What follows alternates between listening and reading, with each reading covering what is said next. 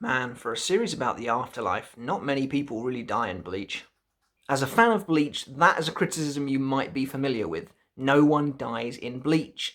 For the longest time, it was probably the most prevailing fan criticism levelled at the series, and to be honest, it's not hard to see why. The Shinigami suffer major, probably fatal injuries all the time and come out of it absolutely fine. Probably some of the most egregious examples of this are characters like Hiyori just getting cut in half, or characters like Ururu being stabbed pretty seriously through the chest by an Arankar and surviving. A lot of the time in Bleach, good guys generally take massive damage and come out the other side. They tend to be absolutely fine. And for a long time, this infuriated the fan base. However, when the final arc came around, it looked like things might actually start to change. Not 5 chapters into the arc, Chojiro Sasakibe, the vice captain of the First Division, was killed pretty unceremoniously in what was the first on-screen death of a good guy in the entire series. Not counting characters like Kaien, who die in flashbacks, and he's never actually alive in the main storyline. But Kubo wasn't done, and we were about to experience one of the craziest moments in Bleach's history. During the first invasion of the Vandenreich Empire into Seirete, the Quincy Asnot fights Byakuya and absolutely destroys him. He puts Byakuya into a coma, he uses his own Bankai against him, just viciously shreds the character, and, by the end of it we can see Byakuya's ribcage. He's been damaged so badly. Kubo then plays out this moment like Byakuya is actually going to die. You have a cut, not one but 2 pretty emotional farewell scenes for this guy. He drops his Zanpakuto toe, it smashes into a million pieces, and he places the burden of his own pride on Ichigo's shoulders. It's a fantastic moment, and just an excellent moment that really brings Byakuya's character full circle, and is probably the perfect send-off for him. Except not 3 chapters later, Byakuya is actually revealed to still be alive, just in a bit of a coma, and they don't think he'll ever regain his consciousness. And then about 30 chapters after that, he's back and potentially stronger than ever. This kind of quote-unquote fake out or fake death really annoyed fans. But also Byakuya actually dying really annoyed fans, to the point where Kubo was receiving serious death threats about Byakuya's potential death. I want to pose to you today a question. Should Byakuya Kuchiki have died in that moment? And I want to explore the pros and the cons and give my own reasoning behind why I think Byakuya should have died. But before we get into that, however, guys, make sure to hit the subscribe button to support the channel. I would really appreciate it.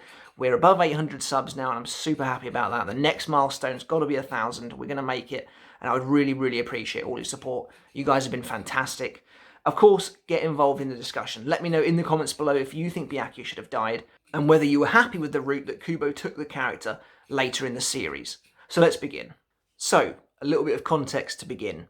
Villains in Bleach do not have a good track record. For pretty much the entirety of the Arankar arc, the Espada just get completely dunked on, and they lose basically every single fight, and it's kind of embarrassing. And I think people were really hoping that the final arc would change that.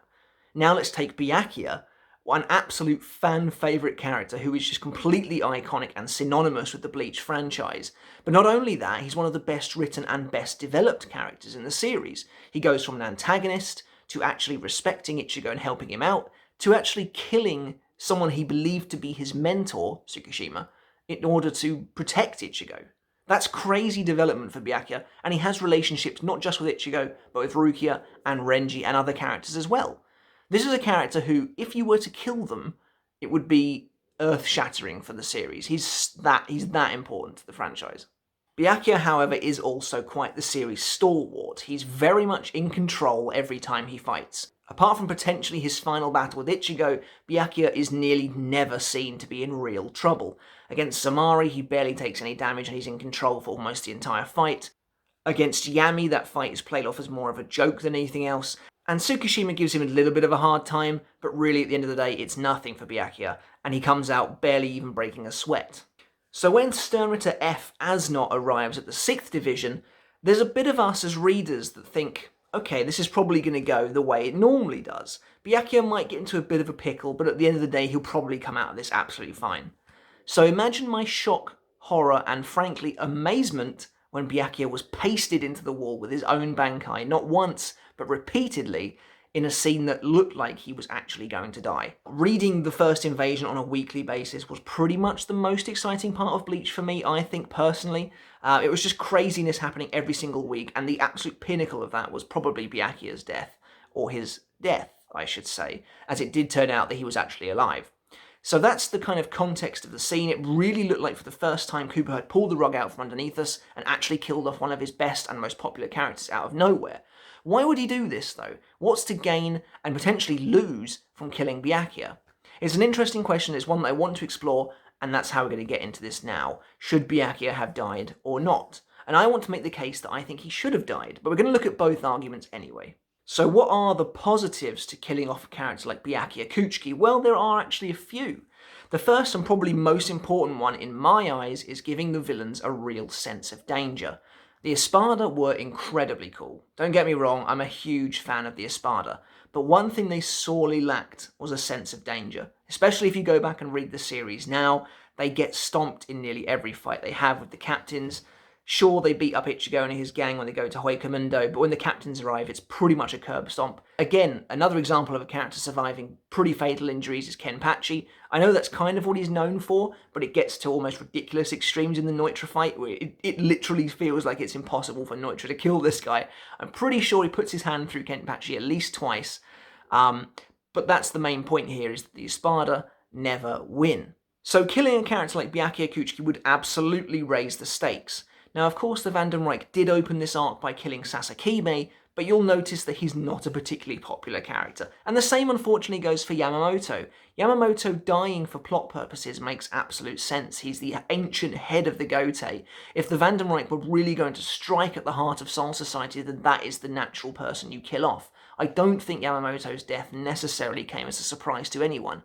But even if it did, he's not a particularly popular character in the Bleach fanbase, and his death works pretty well for Kubo at the expense of very little. Byakuya's death then is more interesting because it would be seen as like a random act of aggression on Kubo's part.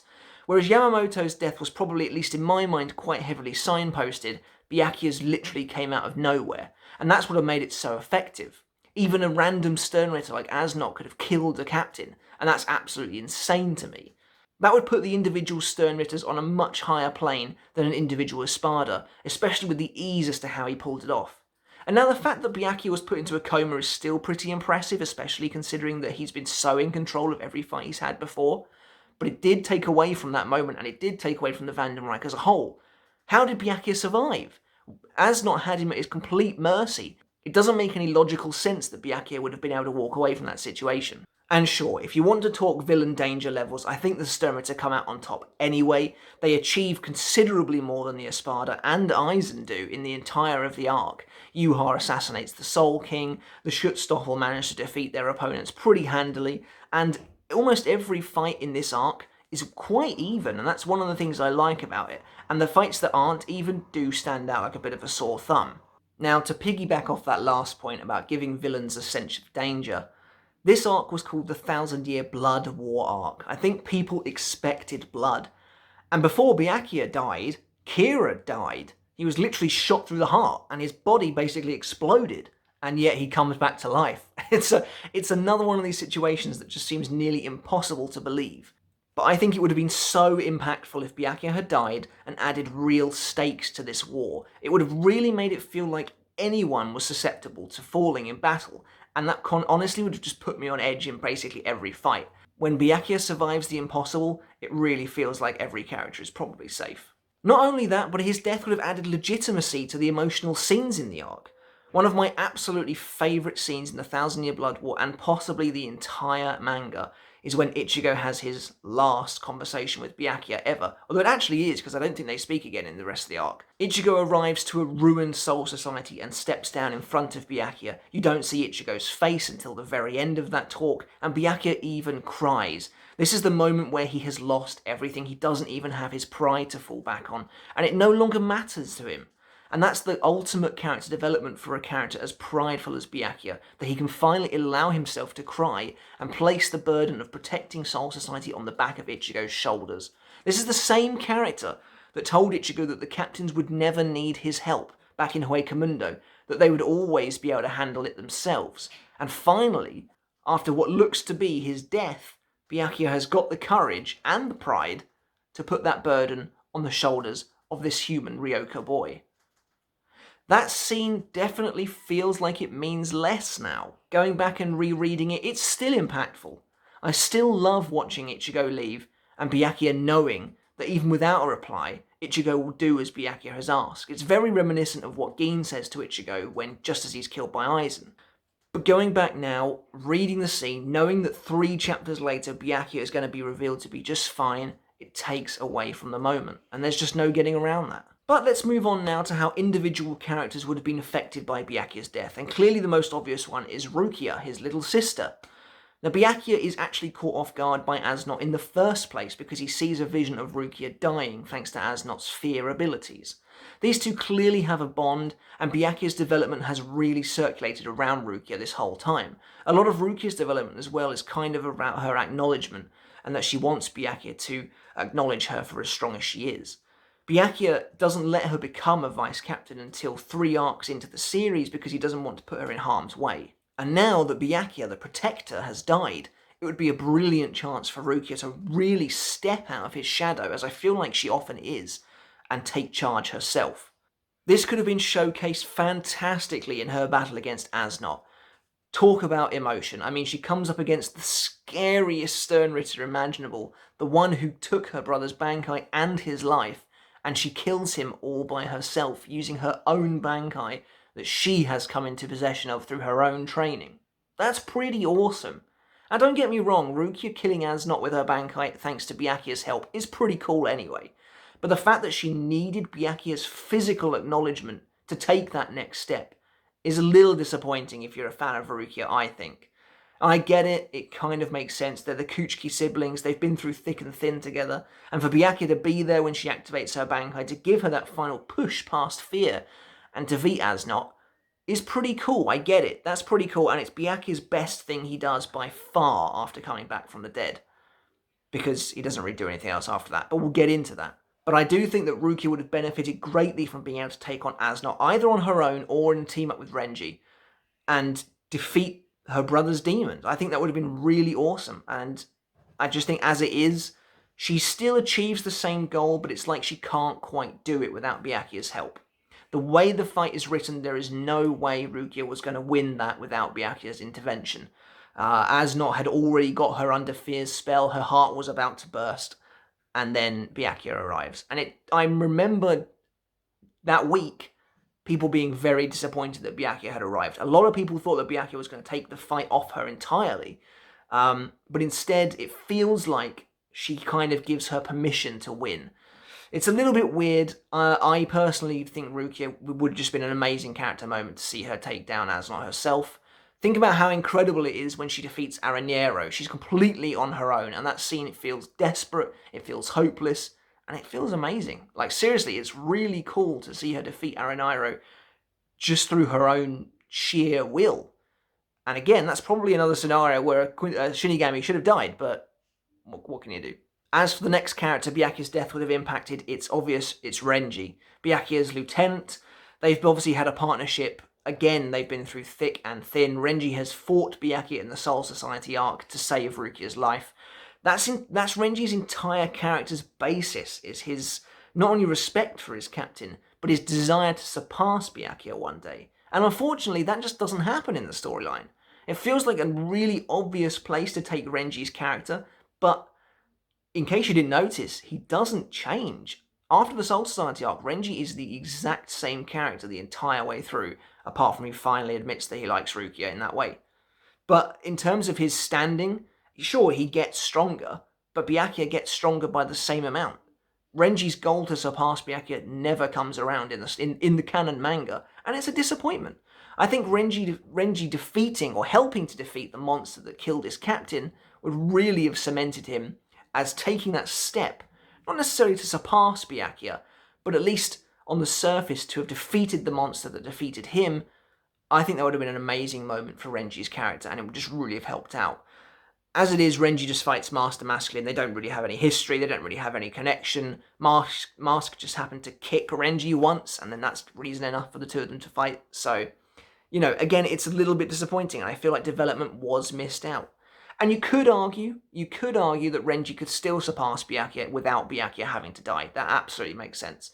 I just think Byakuya's death presented Kubo with a great opportunity to handle all those situations. And another character it would have given development for is Byakuya himself. I think it was the perfect send-off. It doesn't help that it was really well written. Byakuya's final moments are fantastic. In my opinion, that sequence of events where Asnot slams Byakuya into a wall, Renji's like, stop this, and he tries to activate his Bankai, but Mask grabs Zabimaru and kicks him halfway across the Seirete. That, 5 pages, is probably some of the most insane and intense pages in the entire manga. Like, seriously, go back and read that if you haven't. It's crazy. And you can only imagine what it was like for me and so many others reading it on a weekly basis. It didn't help that Hashwell said that Byakuya had died. If that wasn't Kubo admitting Byakuya's death, I don't know what is. But that sequence was just absolutely mad. And then after that, we get the incredible moment of Byakuya saying that he's failed Rukia and he's failed Renji, and then his sword breaks in half. Then Ichigo comes down and speaks to him that one last time. The fact that Byakuya, the most prideful character in the Gotei 13, is able to shed a tear in this moment speaks volumes as to where his character has gone. And if this were to be his final moment, it is just incredibly humbling. It's an absolute turnaround from his first appearance, and it really proves that Kubo can do character development really well. And I know what you're thinking, the fact that he survives doesn't undo this. And you're right, it doesn't. But Byakuya's character just doesn't evolve after this moment, and that's a real shame. Speaking of Byakuya's character after this moment, I think another reason he should have died is the simple fact that he doesn't really do anything when he comes back. Sure, he has the nice moment with Rukia. After that, though, he just doesn't do anything. He kind of just hangs around. He off-screens 3 Sternritters, which is really disappointing. And in my opinion, this is only my opinion, that's because Kubo just didn't really want to show Byakuya fighting again because it's happened so many times in the past. And obviously Byakuya fights Gerard later anyway, so that would just added another one to the belt.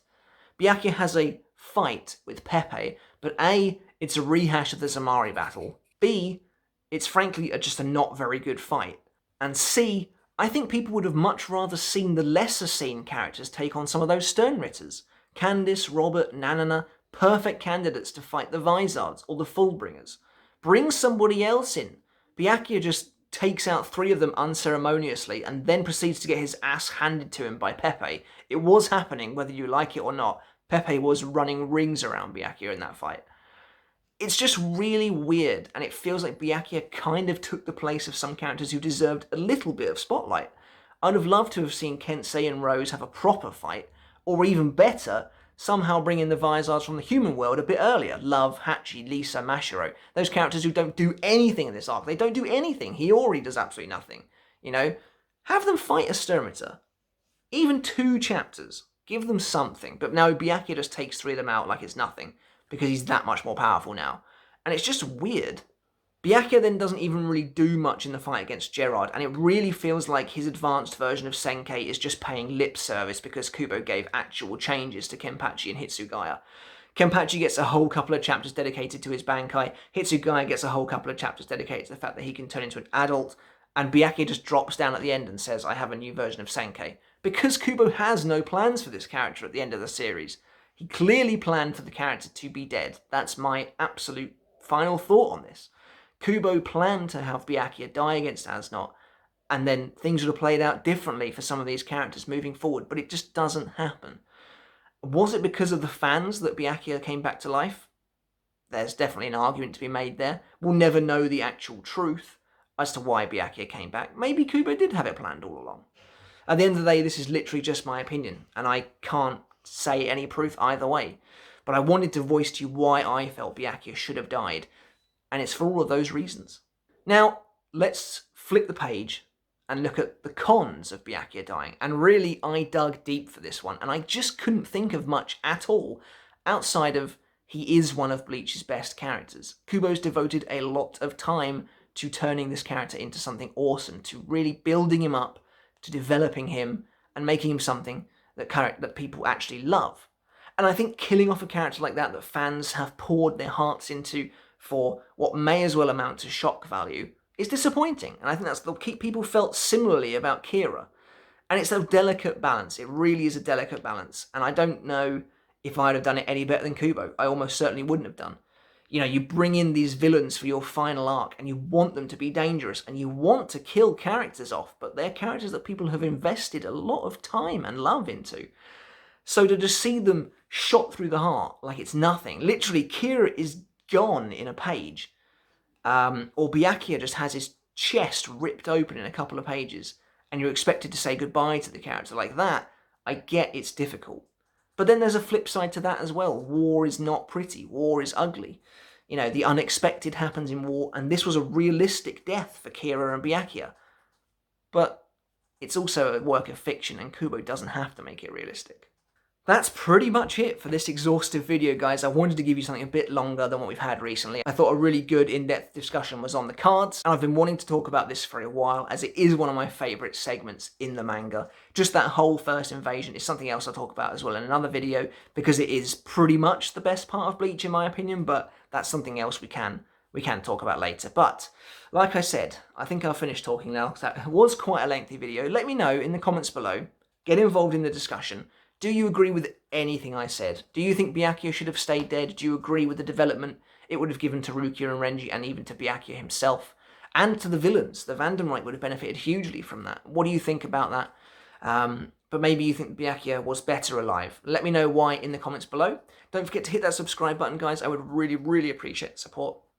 It's just right there. Click that button for more Bleach videos. We've got weekly Bleach videos coming out. That's Bleach discussions like this one, Brave Souls videos, and eventually, when it's finally back, 1000 Year Blood War anime reviews. And I cannot freaking wait. Until next time though, guys, I shall catch you later. See you then.